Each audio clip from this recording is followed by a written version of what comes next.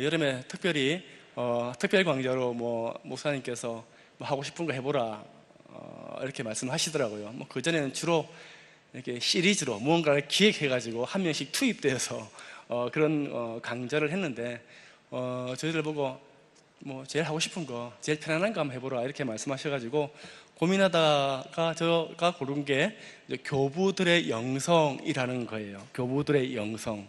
말이 참 생소하지 않습니까? 생소하죠. 교부가 뭐지? 원소 교부하는 거, 그 교부인가?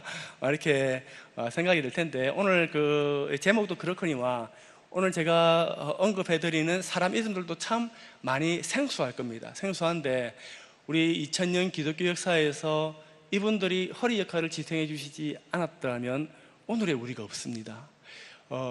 우리 초대교회 하면 보통 우리가 생각하는 게 사도행전의 교회를 그냥 초대교회 이렇게 생각을 합니다. 그렇죠? 사도행전이 왕성하게 복음을 증가하면서 고난받고 핍박받는 사도들의 이야기로 이렇게 이루어져 있지 않습니까? 그래서 우리가 흔히 초대교회다 그러면 그냥 사도행전에 나오는 스테판의 고난, 죽음, 그리고 사도 바울의 그런 어려움들 이런 것들을 생각하고 그 이후에 이들의 제자들이 어떻게 살았는지, 어떠한 신앙으로 바톤을 받아가지고 우리 후세대에게 그 바톤을 넘겨주는지 우리가 생각해 볼 때가, 하지 못할 때가 참 많이 있는 것 같아요. 있는 것 같고, 제가 이 교부들의 책을 읽는 것을 되게 좋아해요. 아주 좋아해요. 교부가 뭔가 하면 원서 교부가 아니고 교회의 아버지, 이런 뜻이 교부입니다. 줄여서 교부라 이렇게 그럽니다. 제가 모두 이렇게 써놨지만은 정통신앙을 따르고 성경의 빛이 살아있고 교회의 큰 스승의 역할을 했던 교회가, 고대교회가, 초대교회가 인정해 주었던 그런 영적인 스승들을 교부다 이렇게 이야기를 하거든요. 우리가 그렇게 표현하잖아요. 왜 어떤 건국의 아버지, 그럼 국부 이렇게 표현하지 않습니까? 이승만 전 대통령을 국부라 해야 될지 말아야 될지 이견은 많은데, 왜 미국의 국부 하면 갑자기 생각이 안 나네요. 미국의 초대 대통령이 누구죠? 워싱턴. 예, 워싱턴. 미국의 국부다 이렇게 얘기하지 않습니까? 예, 그것처럼 이 교회사에서도 아주 중요한 때 이 교회의 미끄럼이 되고 바탕이 되어준 인물들을 교부라 그러는데, 이때 이제 이 교부들의 신앙을 우리가 한번 살펴보려고 합니다. 사람들이 그렇게 얘기합니다.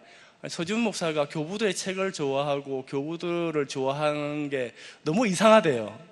예, 제가 굉장히 날라리 갔나 봐요. 교부들의 신앙이 굉장히 보수적이거든요.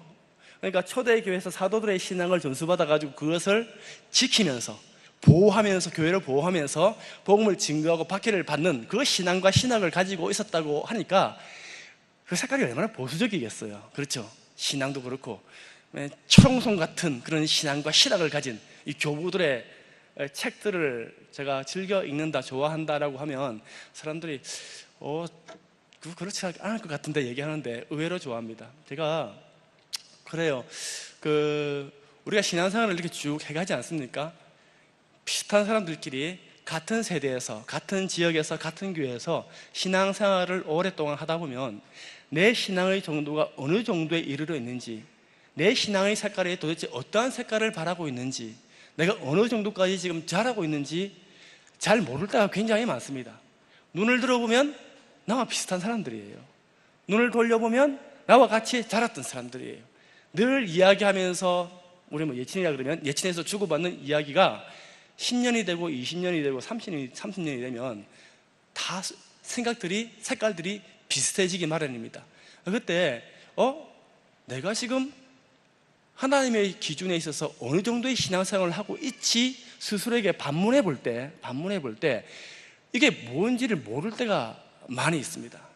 우리가 성가대로 이렇게 오늘도 참 아름다운 찬양을 부르시던데 봉사하지요. 교사로 열심히 섬기시죠. 주일 예배 드리시죠.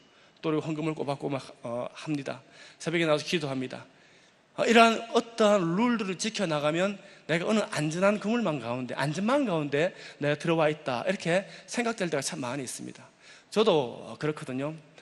교회 교구를 맡으면서 사역을 합니다. 교회에 어려운 분들이 있으면 그분들을 위해서 기도하지요. 장례가 나면 마음을 다해서 장례를 도와드립니다. 그렇죠? 그리고 이제 교구에 이사라든지 이런 것들이 있으면, 병원에 또 입원하셨으면 가서 눈물 흘린 기도도 하기도 하고, 또 저에게 주어진 말씀의 순서가 있으면 그 몇 분 안 되기 때문에 혼신의 힘을 다해서 말씀을 준비합니다. 이렇게 돌아가다 보면 이런 생각이 저에게 듭니다.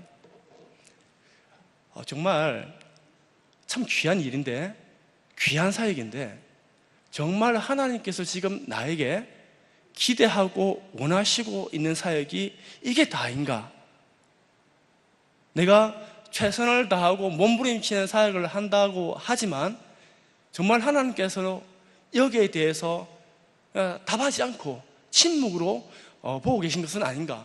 내 신앙이, 내 신학이, 내 헌신이, 내 사역이 어느 정도에 와 있는가 모를 때가 많아요. 왜 그런지 아십니까? 귀한 동역자들이지만 오래 같이 사역하면 저랑 비슷합니다. 그렇겠지요. 사역하는 색깔과 사역하는 모양과 생각과 비슷해집니다. 안부계 목사님, 나 좀 요즘 이상하지? 뭔가 좀 이렇게 모자란 것 같지 않아? 그분들이 이제 친하니까 마음을 다해서 충고를 해줘도 새로운 게 발견되지 않습니다. 저에게서 새로운 것들을 발견해내기가 참 어렵습니다. 이게 우리의 모습이거든요. 그럴 때마다 제가 교부들의 책들을 봅니다. 어거스틴, 암브로시우스, 폴리갑, 이그나티우스, 생소한 분들이 많지. 어거스틴 빼놓고는 이런 분들의 신앙을, 시간이 떨어져 있고 공간에 떨어져 있는 이분들의 신앙을 보면서 내 신앙의 현 주소를 점검해 볼 때가 참 많이 있습니다. 제가 잘 안 우는데요, 울 때 책 읽으면서 잘 안 웁니다. 제가 많이 강박하거든요. 강박한 것 같은데 책 읽으면서 울 때가 있어요. 어거스틴의 고백록을 읽을 때 많이 웁니다. 교부들의 책들을 읽을 때 혼자서 훌쩍훌쩍거려요. 예, 그렇게 저를 세워주는 것들이거든요. 오늘 우리가 같이 한번 나눠볼 게 이런 겁니다. 우리 아이가 문화가 전혀 달라요. 삶의 환경이 너무 달라요.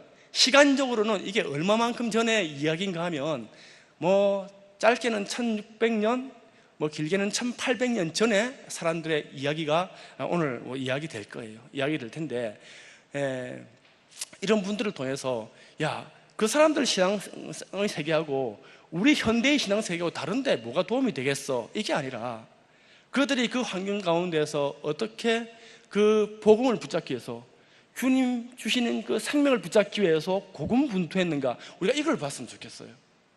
물질, 문명, 과학, 기술, 우리의 지력, 학문, 모든 것이 다 우리가 월등히 뛰어나고 모든 것이 다 낫습니다. 그러함에도 불구하고 많이 수진하자 있는 그들의 신앙의 모습, 분투하는 모습을 보면서 우리가 옷깃을 여밀 때가 참 많이 있는 것 같아요. 그래서 오늘 제가 그것을 한번 볼 텐데, 시간 배분을 좀 이렇게 했습니다. 제가 오늘은 강의 위주로 하지 않고요, 오늘 받아보셔서 알겠지만 프린트물이 두껍습니다. 유리 없이 두꺼울 텐데 5장을 제가 했거든요. 우와, 5장을 스테플로 찍는다고 어깨가 나가는 줄 알았습니다. 네. 제가 읽었던 책 중에서 좋았던 그 2000년 전에 그분들이 썼던 책들이, 편지들이 있어요. 일기들이 있어요. 그것들을 제가 다 발췌해 왔습니다. 발췌해 와가지고 이것들을 좀 같이 읽으면서 그때 그 시절로 한번 우리가 같이 가봤으면 좋겠어요.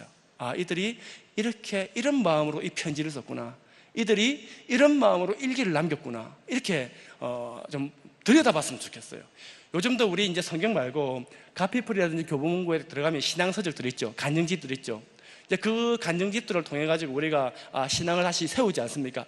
내가 이렇게 살아서는 안 되겠다, 이렇게 얘기하지 않습니까? 그런데 요즘 나오는 신앙과 이제 오늘 읽을 편지들이라든지 책들이 그런 거예요. 당시의 신앙서적들이에요.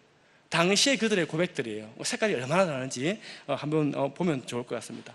이 교부들의 시대를 좀 구분할 필요가 있는데요, 보통 교부들의 시대를 언제부터 초대교회, 베드로, 바울, 이런 분들 넣지만 주로 우리가 이제 다룰 교부들은 그분들이 이제 다 돌아가시고 나서, 주님의 12 제자들이 복음의 무대에서 사라지고 나서, 그분들이 사라졌다 해가지고 복음이 끊긴 게 아니잖아요. 그분들의 제자들도 있을 것이고, 그분들이 이제 그 사도들을 대신해서 복음을 지키고 교회를 보호해야 될 그때거든요. 그때부터 해서 기독교가 공인될 때 313년에 기독교가 로마 제국에서 기독교 괜찮아, 너 믿어도 돼, 믿어도 이제 밖에 가지 않을게 라고 했던 게 313년이거든요.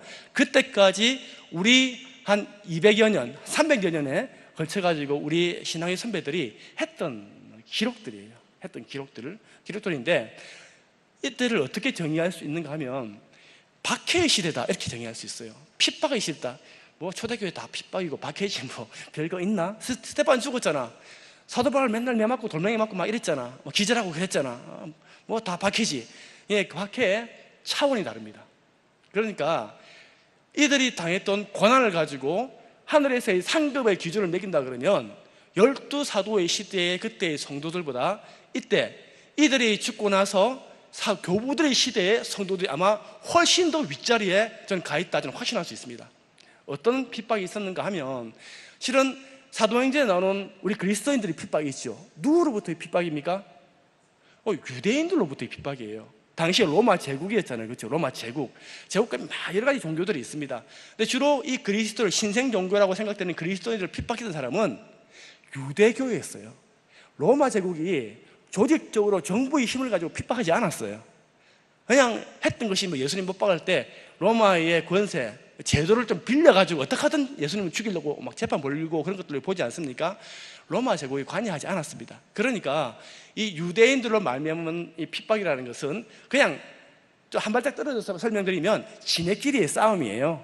기독교인과 유대인 지네끼리의 싸움이 그래 피 터지고 도망다니고 이런 싸움이에요. 그런데 사도들이 죽고 나서 이 교보 시대의 핍박은 차원이 다릅니다.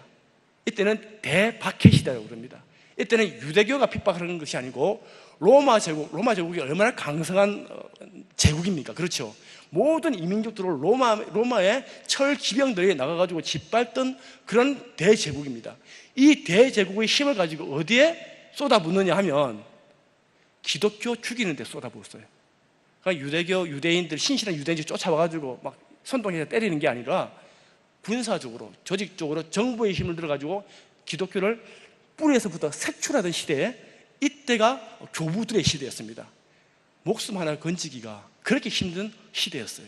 이때 그런 위험이 있었습니다. 말씀드린 대로 제국의 박해로부터 이 교부들이 교회를 보호했어요. 큰 일을 해야 됐죠. 또 하나의 위협이 있었어요. 이 큰 외부로부터의 큰 핍박과 박해가 있는데 이것만 해도 어떻습니까? 이제 초대교회 몇 개 생겨가지고 지역마다 가정교회 몇 개 있는 형국이에요. 이 가정교회들이 무슨 대제국을 맞습니까? 이것만 해도 힘겨운 싸움입니다.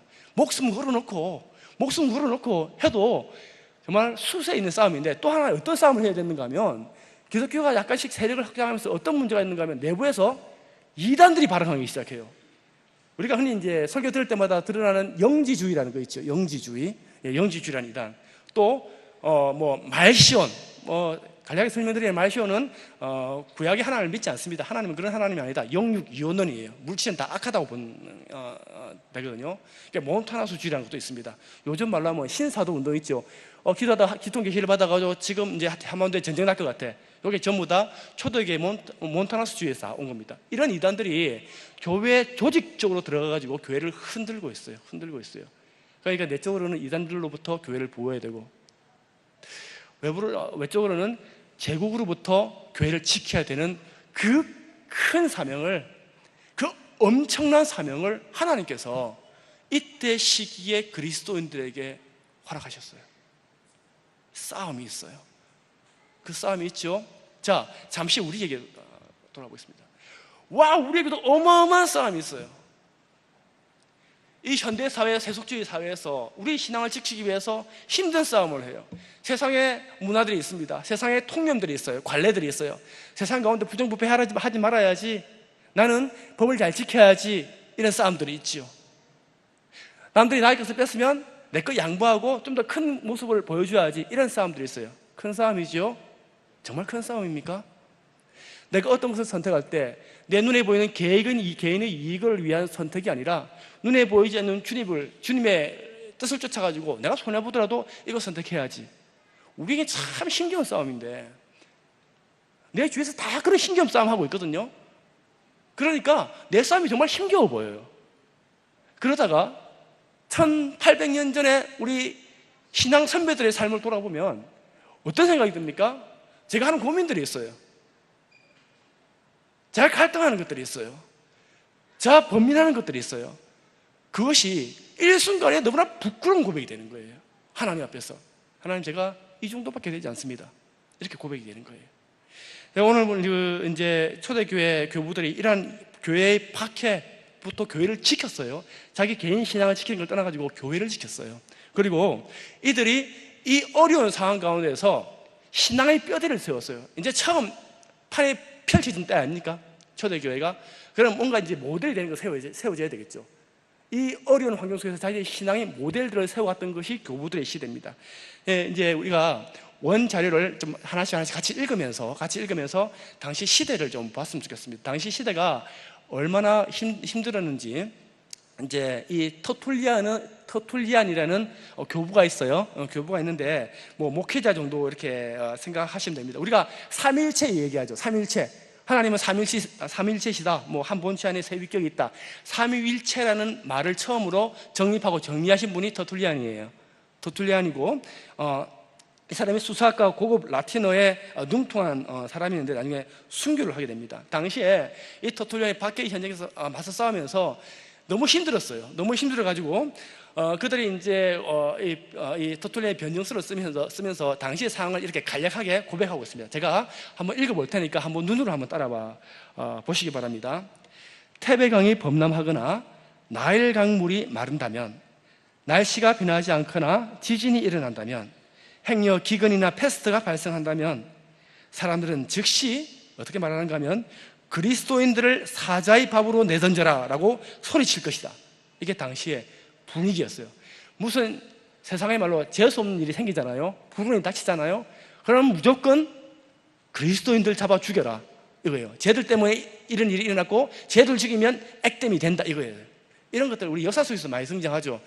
뭐 일본에서 뭐 지진이 났는데 그 지진 때문에 우리 그때 있던 우리 민족 많이 죽었지 않습니까? 한인들이 많이 죽었지 않습니까? 그런 거예요. 이 상황들을 이렇게 이야기하면서 우리를 십자가에 못 박고 고문하고 저주하고 파괴시켜 보아라, 이런 일들이 일어나고 있었습니다. 너희의 사악함이 우리의 무죄를 증명할 뿐이다. 그래서 하나님께서 우리에게 고통을 허락하신 것이다. 이 고통이 느껴지십니까? 사람들이 저주하고 사자밥으로 내던지고 고문하고 십자가에 못 박는 이 고통, 하나님께서 허락하셨다 이렇게 고백하고 있어요. 와, 나에게 왜 이런 일이 있지? 이거 신을 잘못 믿은 게 아닌가? 국가에서 보호해 주는 걸 신도 많이 있는데 내가 왜 이걸 감당해야 되지? 하나님 안 계신 게 아닌가라는 것이 아니라 하나님께서 허락하신 고통이다, 이렇게 터툴리안이 이야기하고 있습니다. 우리 그리스도인들은 박해를 받으면 받을수록 더욱더 늘어난다. 이 유명한 말이 나옵니다. 순교자의 피는 교회의 씨앗이기 때문이다, 이렇게 이야기를 하고 있습니다. 순교자가 흘린 피, 이 피는 교회의 씨앗이다 라고 쓰고 12여일이 있다가 이 터툴리안이 형장의 이슬로 사라집니다. 이 이후에 이때 그리스도인들이 물론 이제 배교한 사람들이 있었습니다. 너무 무서워요. 내 아이 죽이겠다고 하고 그러거든요. 너 배교하지 않으면 네 아이 십자가에 거꾸로 매달 거야, 이렇게 얘기하거든요. 그렇게 배교하는 사람도 있었어요. 그런데 대다수는 터툴리안의 영향으로, 이 터툴리안의 이 변증서의 영향으로 이거 이제 회람했습니다. 돌려 읽었는데 그들이 기꺼이 발각되지도 않았는데, 로마 군병들에 의해서 발각되지도 않고 누가 고소하지도 않았는데 직접 이 정부 기관에 가가지고 내가 그리스도인입니다 라고 이야기하는 사람들이 생기기 시작했어요. 그래서 여기에 옮기지 않았지만 어떤 편지가 있는가 하면 이때의 관료가 그리스도인들이 너무나 많이 순교하겠다고, 자신이 그리스도인이라고 고백하고 한다고 밀려와서 감옥에 넣을 감옥이 없다, 돌려보내도 돌아가지 않는다, 이렇게 고백하는 편지가 있습니다. 그리고 이 터툴리안이라는 우리 교부가 있어요. 서머나 교회, 서머나 성경에 나오지 않습니까? 교회 목회자인데 그러니까 이제 서머나 원형 경기장에서 이렇게 죽게 됩니다.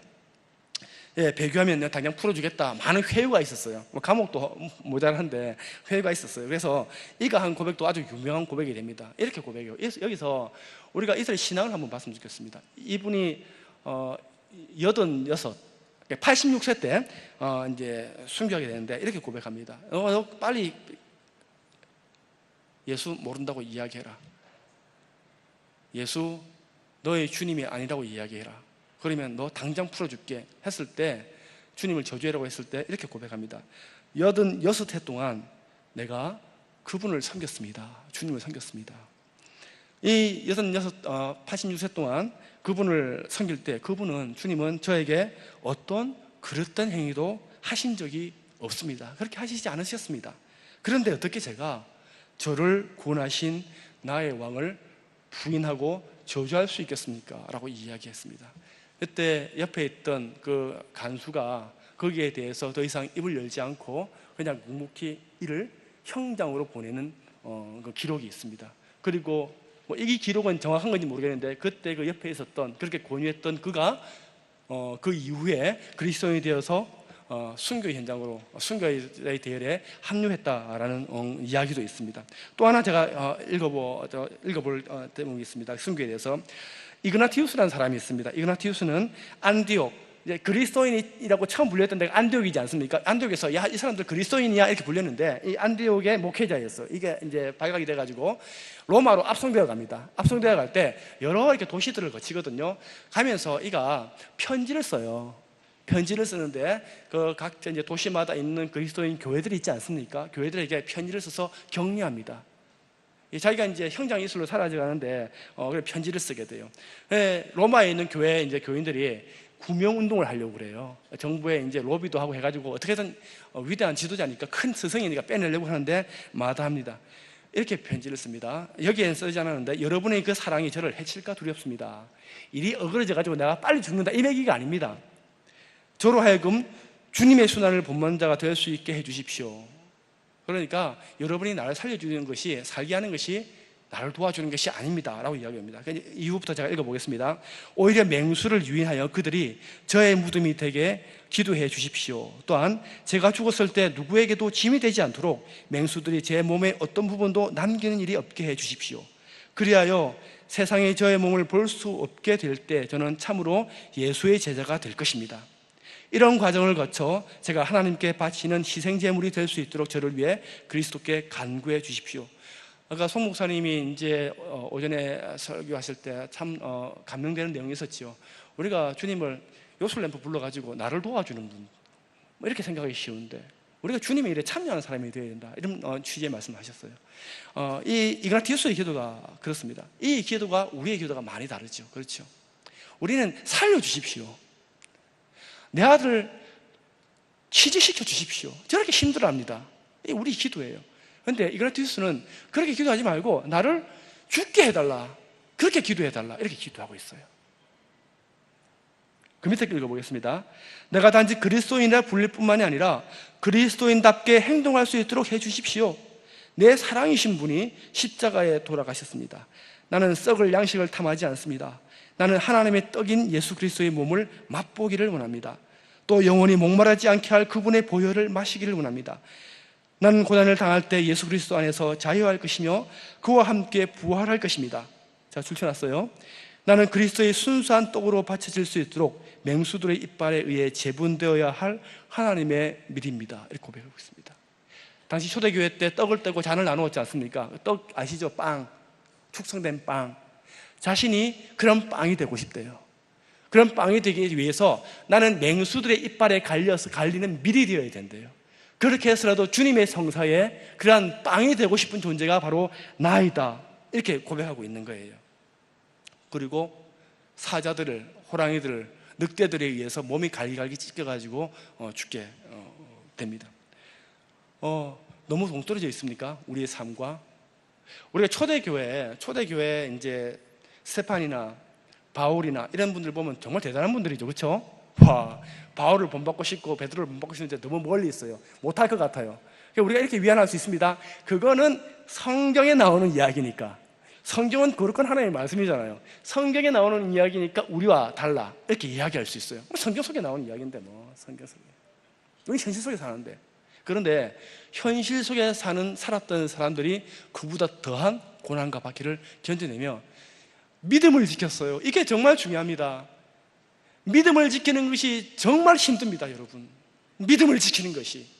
관계 속에서 분노가 일고 탐욕이 생기고 이익이 눈에 보이고 내 자식이 눈에 들고 할 때 그럼에도 불구하고 내가 믿음을 지킨다는 것이 그만큼 힘든 거예요. 그만큼 힘든 거예요. 이들이 그것들을 누구한테 보여줬습니까? 바로 앞에 촛불과 같은 당시에 퍼져 있는 가정교회 초대교회 교인들에게 보여줬어요. 제가 말씀드렸죠. 위 그 많은 거대한 로마 제국의 압력이 있습니다. 내부에서는 교활한 이단들의 공격이 있어요. 한번 훅 불면 다 꺼져버릴 거예요. 어떻게 교회가 살아났습니까? 터툴리안, 이그나티우스, 이런 사람들의 이 순교의 신앙이 본보기가 되어서 그들이 옥짓을 여미고 신앙을 지켰어요. 에이, 순교가 그거 아니에요.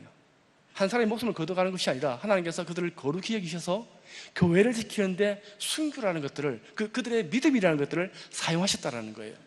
자식이 위태롭습니까? 내 회사가, 내 가정이 어렵습니까? 누구의 피가 필요합니까?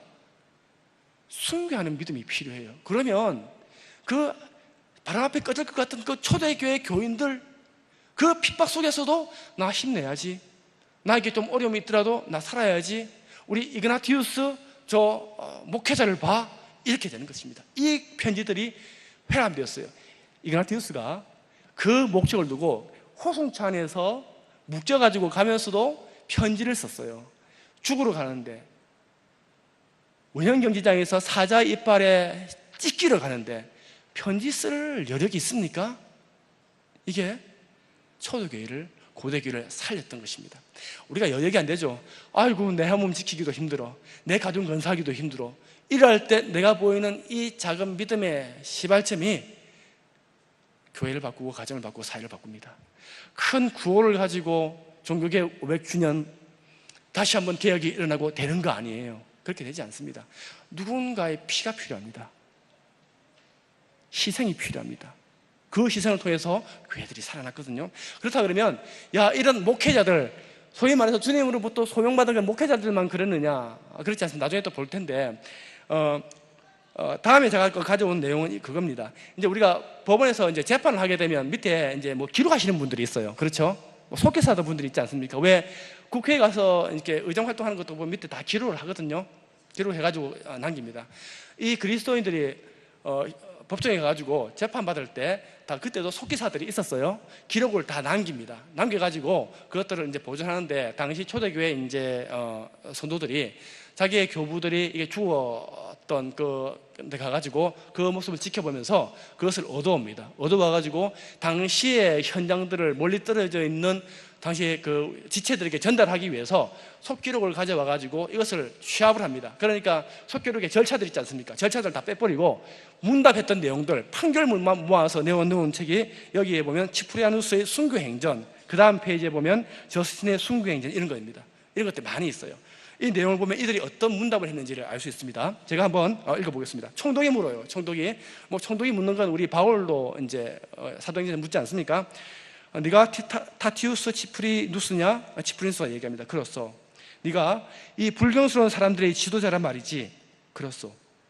거룩하고 지엄하신 황제들께서 제국의 신들에게 예배를 드리라고 명령하셨다. 하지 않겠소. 내가 너를 위해서 하는 말이다. 필요 없으니까 당신의 명령대로 하십시오. 단호한 모습을 보입니다. 그때 총독이 배심원들과 의논을 하게 됩니다. 판결을 하게 됩니다. 판결문이 나옵니다. 넌 오랫동안 불법으로 대종을 선동하여 제국의 신들과 종교를 반대해왔다. 가장 거룩하고 지엄하신 황제들께서 너에게 제국의 종교를 지키라고 누차 명령했지만 너는 이를 어기고 극악무도한 중죄를 지어 체포되었다. 따라서 로마 제국의 법원들을 참수형을 명한다. 이렇게 되어 있습니다. 치프리아누스가 했던 기록이, 이 구절이 법정 기록으로 남아 있습니다. 이때 그 판결을 듣고 하나님 감사합니다, 이렇게 치프리아누스가 이야기를 하게 됩니다. 유명한 순교 중에 저스틴도 있습니다. 비슷한 건데요. 너는 제국의 신들을 믿고 황제의 명령에 복종해야 한다. 저스틴이 이렇게 얘기합니다. 나는 비난받을 짓을 하거나 죄를 짓지 않습니다. 우리 구세주 예수 그리스도의 가르침을 충실히 따를 뿐입니다. 네가 따르는 가르침이 뭐냐? 나는 모든 진리를 찾아다니다가 마침내 기독교에서 참된 진리를 찾았습니다. 거짓 진리를 쫓는 사람들은 그 진리를 좋아하지 않습니다. 총독이 이야기하면, 저스틴이 굉장히 똑똑한 석학입니다. 아까운 사람이에요. 철학의 대가였거든요. 살리고 싶었어요. 아이고, 이 불쌍한 사람아, 그래 고작 당신이 그런 것 때문에 네 목숨을 건단 말인가? 그게 네가 좋아하는 진리란 말인가? 안타까워하죠. 그래서 나는 올바른 믿음 위에 서서 이 모든 진리를 믿고 있습니다. 네 믿음이 무엇이냐? 그러니까 이 법정에서 믿음에 대해서, 하나님에 대해서 진술을 합니다. 그리고 회유를 합니다. 너희가 모이는 장소가 어디냐? 장소를 대면 너 살려줄게, 이겁니다. 네가 이 입으로 배교하지 않아도 장소만 흘리면 내가 너 살려줄게. 그런데 그렇게 하지 않습니다. 입을 닫습니다. 마지막에 할 수 없어서 네가 그리스도임을 인정하느냐? 예, 나는 그리스도인입니다. 이 다음에도 몇 차례 더 회유하다가 안 돼가지고 형장의 이슬로 보내버리고 맙니다. 다 죽였거든요. 그럼 이들만 그렇게 했느냐? 그렇지 않습니다. 당시에 이제 기독교의 공헌이 뭡니까? 우리나라에 처음에 기독교가 전래된 다음에 신분의 철폐가 이루어졌어요. 그렇죠? 양반 있고 쌍놈 있고 이랬는데 기독교가 들어오면서 정말 사람 살만한 세상이 되었어요. 당시에도 엄격한 신분제 사회였거든요. 그런데 초대교회 공동체 안에 예배하러 들어가면 형제라 부릅니다. 자매라 부릅니다. 있을 수 없는 일이거든요. 그런데 그 예배를 드리다가 그 공동체가 발각이 되어버렸습니다. 발각이 되어서 다 잡혔는데 두 여인이 있었어요. 한 명은 아주 로마에서 유수한 귀족 가문이었어요. 이게 페르페투아라는 여인이었어요. 22살 된 이제 갓 아이를 낳아서 젖을 먹이는 그 여인이었어요. 그리고 이 여인의 몸종이 같이 예배를 드리는데 예배 신자였습니다. 몸종이 아이를 된 지 10달 만삭이 된 채 잡혀왔습니다. 잡혀와가지고 이제 이 사람이 신분이 귀족이니까 어떻게든 여러 통로에서 아버지가 살려주려고 하지 않습니까? 그래서 나중에 다시 교회 나가도 좋으니까 그 법정 앞에서 한 번만 예수를 부인해라. 그럼 너 풀어줄게. 영향력 있는 사람이니까. 그런데 이 여인이 마다하는 거예요. 안 하는 거예요. 아버지가 찾아가지고 감옥에서 애걸복걸합니다. 눈물을 흘립니다. 그가 이 페르페투아가 일기를 그 안에서 썼거든요. 그 일기 내용입니다. 이렇게 쓰고 있습니다. 며칠 후 우리가 신문받을 것이라는 소문이 돌았습니다. 그래서 내 아버지는 고통으로 초죽음이 되어 내게 달려오셔서, 그렇겠지요. 어떻게 안 그럴 수 있겠습니까? 딸이 갖는 아이를 놔두고 이제 형장의 이슬로 사라지는데 내 마음을 돌리려고 이렇게 말씀하셨습니다. 내 딸아, 내 백발을 네 아비를 제발 불쌍히 여겨다오. 내가 참으로 네 아비라 불릴 수 있다면, 참으로 꽃다운 내 지금 나이에 이르도록 내 손이 너를 이끌어왔다면, 내가 너를 내 자매 가운데 어느 누구보다도 귀여워했다는 것을 네가 인정한다 그러면 제발 나를 사람들의 비웃음거리로 만들지 말아다오. 네 동생들을 생각해 보렴. 네 고모와 특별히 네 이제 1살 된 네 자식을 생각해 주렴. 너 없이 그 아이가 어찌 살겠니? 어떤 어머니가 자기 젖먹이 아이를 두고 그냥 기꺼이 형장의 예술로 사라지겠다 얘기할 수 있겠습니까? 이렇게 고백합니다. 정말이지 아버지는 참으로 애틋한 정으로 이렇게 말씀하시며 내 손에 입 맞추고 내 발에 엎드리셨습니다. 그리고 눈물을 흘리시며 나를 딸이라 부르지 않고 마님이라고까지 부르셨습니다. 이 어떤 상황인지 아시겠습니까? 제발 내 딸아, 이 아비를 봐서 한번 살려. 네가 제발 한 번만 고백을 좀 해다오라고 하니까 말은 안 듣잖아요. 그러니까 이 아버지가 어떻게 하는가 하면 딸의 발에 엎드려가지고 네 내 딸 아니어도 좋다. 내가 네 종이라도 좋다. 내가 너를 마님이라 부를 테니까 마님 이 종을 한번 살려주십시오. 이렇게 고백하는 거예요. 아버지가 이렇게 고백하는 거예요. 듣는 딸이 가슴이 찢어지지 않겠습니까? 눈물 젖지 않겠습니까? 그러면서 고백합니다. 일기장에 아버지의 이 고통이 나에게 깊디 깊은 아픔을 주었습니다 라고 고백하고 죽었어요. 목회자들만의 모습이 아니라 초대교회 때 성도들의 모습이 이러했다라는 것들, 정말 한번 우리 믿음의 현주소를, 우리 고민의 현주소를 한번 돌이켜 보면 좋을 것 같아요. 내가 하고 있는 고민들이 있어요. 환경이 참 이렇게 잘 열리지 않아가지고 사역을 원끝하지 못하는 것 같기도 하고, 내 능력이 부족한 것 같기도 하고, 그러다 보니까 여러 가지 짜증도 밀려오고, 뭔가 잘못된 것 같기도 하고, 원망도 일고, 뭐가 문제일까 고민도 해보고, 기도하다가 울어도 보고, 내가 혼자 세상의 모든 짐을 다 지고 있는 것 같아. 내가 세상의 모든 문제들을 내가 다 안고 있는 것 같아. 그런 것 가지고 고민하고 있는 거예요. 그런 싸움하고 있는 거예요. 우리가 그렇죠. 나에게 주어진 싸움이 있어요. 마음이 답답합니다. 그런데 우리의 싸움이 정말 큰 싸움입니까?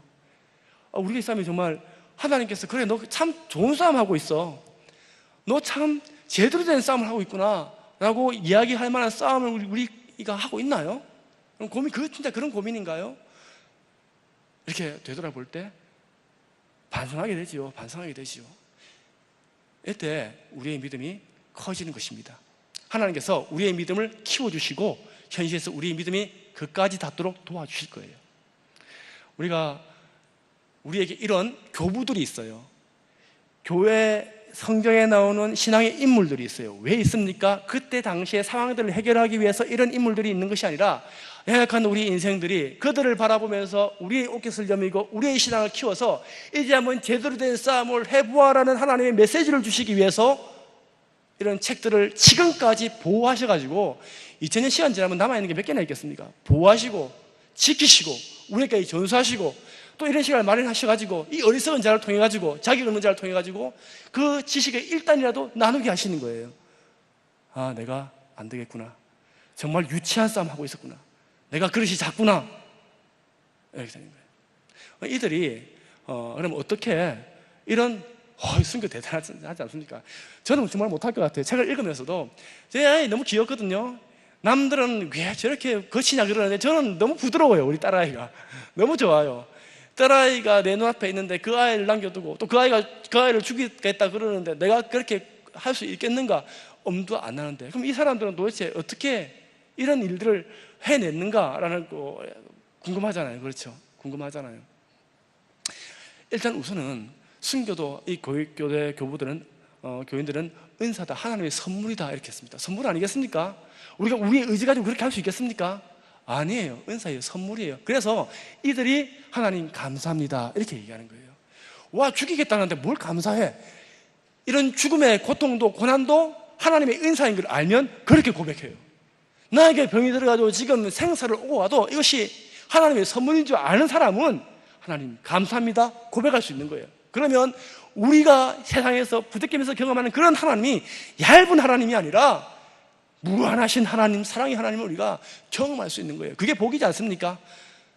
병 좀 빨리 낫는 것도 복이에요. 복인데 그거보다 더 큰 무슨 신비한 복이 있지 않겠어요, 우리에게? 그런 거예요.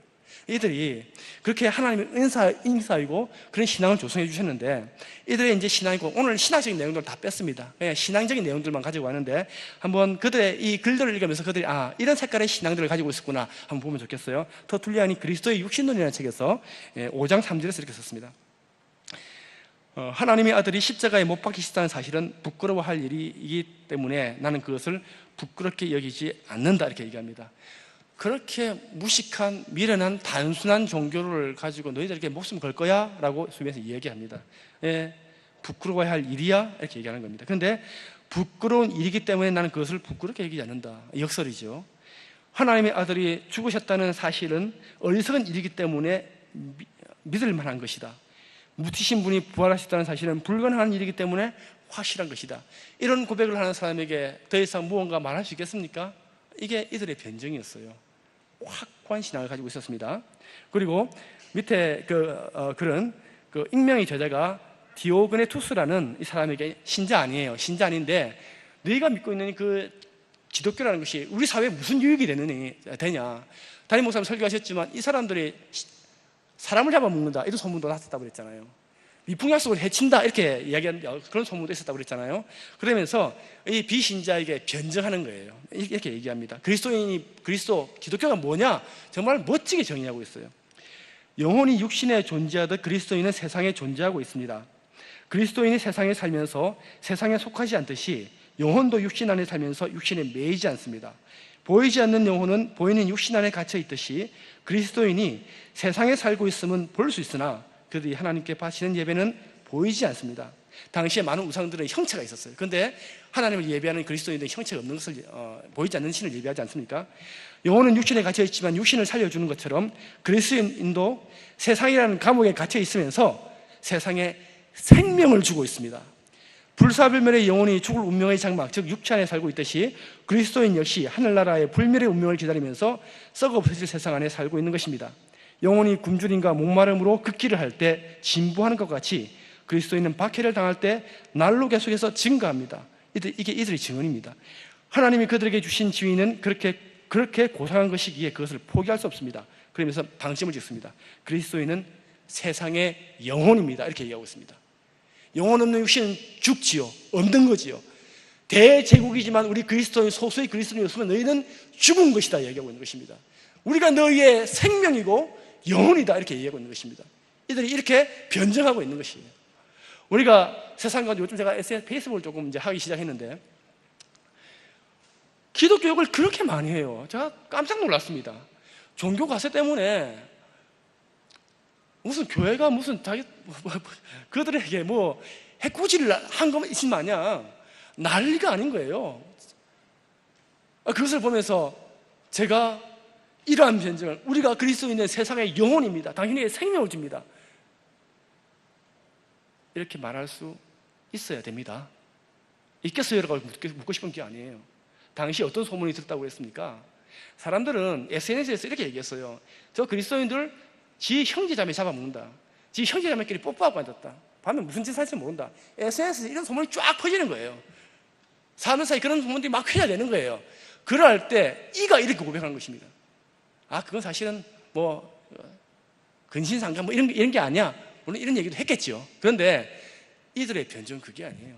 당당합니다. 이게 진리를 품고 있는 사람들의 모습입니다. 진리를 품고 있는 사람들. 그래서 제가 부탁드리고 싶어요. 만약 우리가 많이 못하거든요. 많이 못해요, 사실은. 한번 제가 여쭙게요. 지난주에 박 목사님도 말씀하셨는데 요즘만 못했습니까, 그리스도인들이? 미국에 아두사 거리 부흥이 있죠. 대단한 부흥이 있었지 않았습니까? 그때도 부흥회 하려고 수레 가지고 막 몰려들면 그때도 교인들이 그 수레를 훔쳐간 사람들이 있었어요. 평양 대부흥 때 그렇게 회개 운동이 막 일어나지 않습니까? 내가 쌀 몇 섬을 떼먹었습니다. 내가 내놓습니다. 회개할 때 그때 쪼롬이 나가가지고 그 쌀을 훔쳐가지고 가는 사람들이 있었어요. 대부흥의 시대에도 그런 모습이 있었어요. 16세기에도 15세기에도 14세기에도 오늘 나중에 읽겠는데 이때에도 교회에 그런 모습이 있었어요. 왜 그렇게 위축되세요? 안 그랬으면 좋겠어요. 나는 못하는데, 맞아요. 저는 목사같이 못하는 게 참 많아요. 그런데 나에게 목사하라고 주신 분은 하나님이시거든요. 그거는 어디 가서도 얘기할 수 있어요. 내가 그리스도인으로서 그리스도인다운 삶을 못 사는 게 맞아요. 맞는데 그렇다고 해서 하나님이 안 계십니까? 그분이 나를 사랑하지 않으셨습니까? 나중에 읽겠지만 사랑의 부름, 사람의 콜링이에요. 왜 없었습니까? 안 그래요. 속으시면 안 됩니다. 우리는 세상의 영혼입니다. 세상에 생명을 주는 사람입니다. 내가 못하면 내 옆에 사람 할 거예요. 내가 못하면 내 아들이라도 할 거예요. 누군가를 통해서라도 주님의 그런 모습이 드러나면 되는 거잖아요. 하나님은 반드시 완성시키실 거예요. 그래야 그때 종말에 알게 될 거예요. 우리가 그리스도인 때문에 생명, 이 호흡기 꽂고 살았구나. 알게 될 거예요. 그때까지 우리는 우리에게 주어진 일 묵묵히 하면 되는 거예요. 이게 그들의 신앙이었다. 그러면서 하나님의 능력을 무한히 길어 마시라 그럽니다. 순교 너무 크지? 밖에 너무 힘들지? 너무 어렵지? 어떻게 버틸래? 무한하신 하나님으로부터 무한한 것들을 좀 길어 마셔라 이렇게 얘기하고 있어요.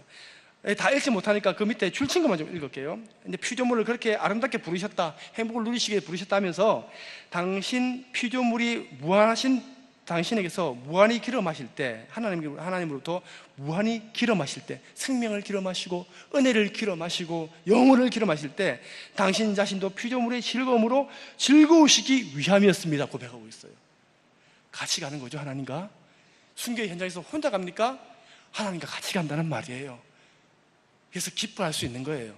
이 신앙의 고백이 있습니다. 그러면서 이 막시무스가 맨 마지막 줄만 읽겠습니다. 위에 참 좋은 말들인데, 사는 것이 아무리 힘겨워도 하나님만 계시면 충분하고 죽음 역시 아름답지 않겠습니까? 라고 이야기합니다. 너무 귀하죠. 시간이 많이 됐는데 이거 한번 제가 자료 한번 읽어보시고, 이들이 말씀 그리고 기도, 선행에 대해서 써뒀습니다. 이들이 중요하게 생각하는 것이 말씀과 기도, 우리 잘 아는 거잖아요. 특별히 중요하게 생각하는 것이 선행이었어요. 자, 이거 잘 생각해 보셔야 됩니다. 초대기의 사도행전을 읽어보면 자기 가진 것들을 다 나누었어요. 그렇죠? 누구는 원시 공산주의 사회다 이렇게 얘기하는데, 정말 아름다운 천국의 모형 축소판이 그때 있었어요. 이게 언제 어그러지는지, 언제 깨지는지 아십니까? 313년 기독교가 공인되면서부터 이것이 무너져 버렸어요. 그러니까 초대교회 때 나왔던 재산을 나누는 것들, 이것보다 더한 분배와 섬김과 나눔이 이때 시대에 있었어요. 그래서 사도들이 끊임없이 얘기합니다. 이것이 얼마나 귀하고 아름다운 일인지 선행에 대해서 막 얘기해요. 제가 몇 가지만 다 못 읽으니까 몇 가지만 좀 읽어보겠습니다. 말씀에 대해서 제가 참 위로 참 좋은 말씀인데, 맨 밑에 거 그레고리우스라는 사람이 이제 테오도로스에게 그 위에 이그나티우스가 에베소인들에게 보낸 편지, 형장으로 끌려가면서 편지 썼다 그랬죠. 에베소 교인들에 썼는데 이렇게 쓰고 있습니다. 삶의 시작은 믿음이고 완성은 사랑입니다. 그 밑에 밑줄 치고 읽어볼게요. 예수님의 말씀을 진실되게 지니고 있는 사람은 그분의 침묵까지도 들을 수 있습니다. 여기에 놀라운 신학이 있어요. 예수님의 말씀을 진실되게 지니고 있는 사람은 그분의 침묵까지도 들을 수 있습니다. 그렇게 해서 그는 완성되고 말한 대로 행할 수 있으며 침묵 속에서 자신을 드러내게 됩니다. 이렇게 이야기합니다. 하나님의, 예수님의 말씀이 내 가운데 진실되게 있으면, 하나님 침묵하실 때 참 많죠. 솔직히 얘기해서 말씀하실 때보다 침묵하실 때가 너무 많아요. 고난 가운데 침묵하세요. 고난 가운데 어디 뒷강 가시는지 안 보이세요. 고난 가운데 캄캄해요. 그런데 이렇게 답답한 상황 가운데 그게 왜 안 보여요? 말씀이 내 마음 가운데 깊이 들어가 있지 않기 때문에. 말씀은 소리지 않습니까? 들리는 거잖아요. 그런데 그 하나님의 말씀이 내게 깊이 들어오면 침묵마저도 들린다고 이야기하는 겁니다. 침묵마저도 들리게 됩니다. 형장이 이스로 살아갈 때 주님께서 침묵하십니까? 엔도 슈샤쿠의 침묵이라는 소설을 보면 일본에 있는 캐톨릭이 처음에 전파돼가지고 그때 이제 선교사들이 가는데 극악한 박해가 있었어요. 하나님 왜 침묵하시냐? 주로 이제 이런 내용들이 있거든요. 정말 하나님 침묵하시는 건가요? 그렇지 않아요. 고난 가운데 하나님 침묵하지 않습니다. 침묵 속에서도 우리를 위해서 말씀하시는 분이 하나님이세요. 하나님의 말씀 내가 정말 소중히 내 목숨과 같이 내 심정 가운데 꽂고 산다면 하나님의 침묵이라 여기지는 속에서도 하나님은 말씀하세요. 응원하세요. 얘야, 너 잘하고 있어. 너 무섭지? 두렵지? 너 힘들지? 할 수 있어. 내가 함께 할게. 침묵 가운데 말씀하시는 겁니다. 이게 교보시대의 하나님의 말씀에 대한 그들의 고백이에요. 그 밑에 말씀은 우리가 설교 시간에도 많이 인용하는 말씀입니다. 그 다음에 페이지에 시간이 다 됐습니다. 죄송합니다. 시간을 못 맞췄는데 너무 제가 하고 싶은 얘기가 많아가지고 기도 한번 넘어보겠습니다. 기도 한번 읽어볼게요. 하나님의 말씀인 성경을 읽고 나서는 편지를 보낸 하나님께 답장을 써야 합니다. 이게 아구스티누스 그리스도의 교양에 나오는 얘기입니다. 이 답장이 하나님과 인간의 대화인 기도입니다. 이렇게 고백하고 있습니다. 제가 아까 넘어간 게 이제 편지에 관한 내용이거든요. 이 내용입니다. 너희가 황제가 너희한테 편지 보내면 너희가 안 읽겠느냐? 당장 편지 읽고 그렇지 않겠느냐? 하나님께서 너에게 편지를 보내는데 어떻게 안 읽고 그걸 가슴에 품고 안 잘 수 있겠느냐? 하나님의 말씀을 하나님의 편지다 이렇게 얘기합니다. 그러면서 기도를 이렇게 얘기하는 거예요. 하나님의 말씀이 성경을 읽고 나서는 편지를 보내는 하나님께 답장을 써야 합니다. 이 답장이 하나님과 인간의 대화인 기도입니다. 성경의 해석의 대가인 오리겐도 성경을 읽을 때 깨달음을 얻기 위해 끊임없이 기도할 것을 공부했습니다.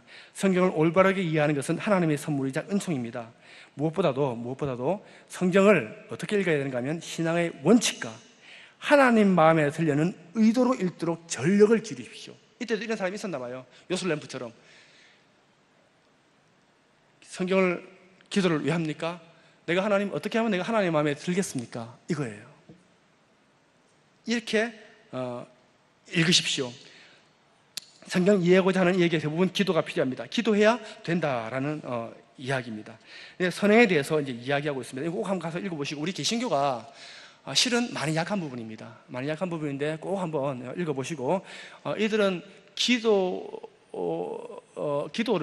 기도의 일부분을, 선행을 기도의 일부분으로 쳤어요. 이게 한번 읽어보시고, 제가 그 다음 마지막으로 정리만 간략하게 하겠습니다. 제가 어느 익명의 집사의 일기라고 가져왔습니다.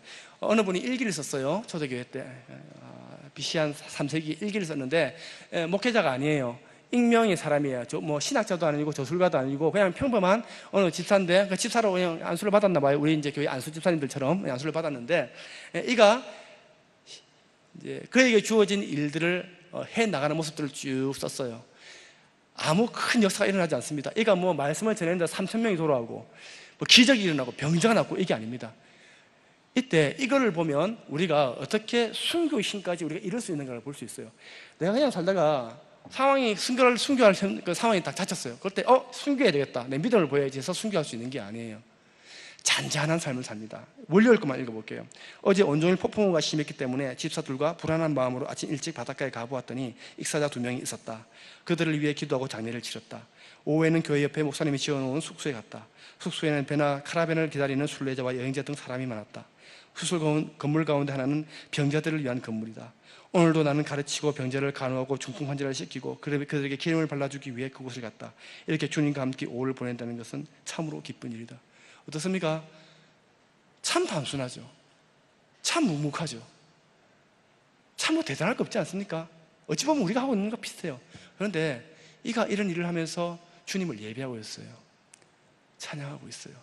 이런 힘이 축적되어서 결정적인 순간에 하나님께서 은혜를 주시면 우리가 우리의 뭇세대들을 살릴 수 있는 순교의 모본으로까지 이어지는 그런 믿음을 가지게 되는 것입니다. 이런 월요일, 화요일, 수요일, 목요일, 금요일, 토요일, 주일 제가 일주일 것만 딱 떼었는데 뭐 하나 특별한 게 없어요. 그냥 바쁘게 살았다. 기쁘다. 오늘은 토요일이다. 정말 기쁘다. 근데 주일 가가지고 주일 것만 재밌는 게 있는데 한번 읽어볼까요? 집에 가서 죄송합니다. 제가 너무 흥에 겨워서 이렇습니다. 네, 막 감동이 돼가지고 여기 보면 초대교회 뭐 욕하는 것도 나옵니다. 술 취하는 사람처럼 떠드는 사람을 밖으로 쫓아냈다 이런 얘기도 나와요. 정말 진솔한 삶의 이야기이지 않습니까? 이런 이야기도 있어요. 마지막 2개만 읽어보겠습니다. 우리가 좀 이런 이제 우리에게 주어진 것들을 이제 적용해야 될 텐데 우리가 이렇게 살았으면 좋겠어요. 이레니우스가 사도적 선포의 논증이라는 글을 통해 가지고 성경을 공부하는 것은 학문적인 훈련을 하는 것이 아니라 오히려 순교를 준비하는 것이다. 귀감이 될 만한 말씀입니다. 우리가 성경을 연구하고 말씀을 듣고 내가 이렇게 성경을 많이 읽었다, 내 신앙의 경륜이 이렇게 된다, 이게 아니고 무엇을 위한 준비 단계라고 이해합니까? 그러니까 신앙을 보여줄 수 있는 것, 순교를 위한 준비 단계다. 당시 이 사람들이 이러한 마음으로 성경을 접했어요. 그러니까 그들에게 말씀이 심장에 꽂혔어요. 그러니까 침묵 속에서 말씀하시는 하나님의 음성이 그들에게 들렸던 거예요. 우리가 말씀을 읽을 때 우리가 지금 일도하는 거 있지 않습니까? 이런 마음으로 성경을 좀 접했으면 좋겠습니다. 두 번째, 저슨이 트리폰과의 대화에서 이렇게 얘기하고 있습니다. 진리란 진리를 아는 데 있는 것이 아니라 진리가 되는 데 있다. 진리를 실천하는 것을 넘어서 내가 진리가 되는 게 있다. 예수 그리스도에 가신 그 순교의 길에 따라 나서기 위해서 가면서도 기뻐하면서 따라 나선 이그나티우스, 폴리갑, 저스틴 이런 사람들이 진리 자체가 되는 것이죠. 그래서 그들이 우리에게 옷깃을 여미게 하고 우리의 신앙을 다시 한번 돌아보게 만드는 것입니다.